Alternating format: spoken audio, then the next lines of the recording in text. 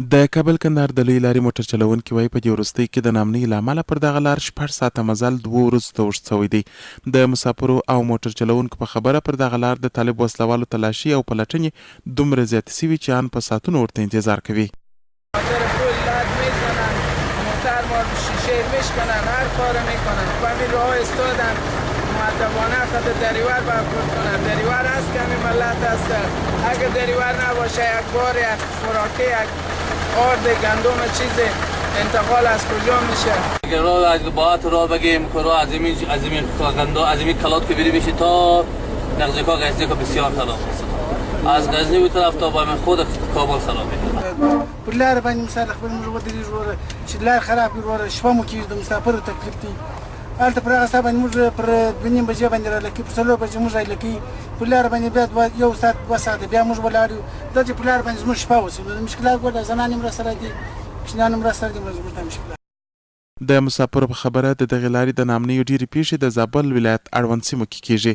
د دغه ولایت اوسیدونکي او موټر چلونکي وایي د وسلوالو غلو او طالب وسلوالو ترڅنګ پولیس هم له لویو موټر چلونکو څخه په ناقانونه بڼه پیسې اخلي. کابل کندهار لویه لاره ډیره سخته خرابه ده.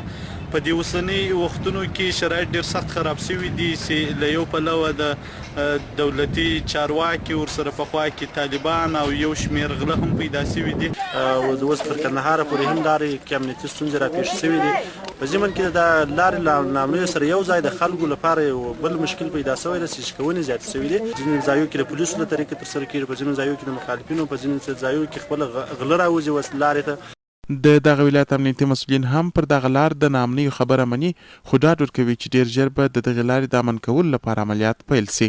ما هم گزمه‌ها و کمینای خود داریم در شهرهای نمبر 1 و اون خلاهایی که در بین دو پوسته هاست باز استفاده میکنه دشمن از امو حالت وقتی قطار یا گزمای ما که حرکت میکنه کمی دور میشه یا میان برای 1 دقیقه یا 5 دقیقه از امو ساحه به طرف یا شینکی تیر میشن ارغستان یا به طرف میزان میرن ارغنداب دیگه. او هم ما کمینای خود داریم تا زحمتای خودم پرسنل ما میکشه.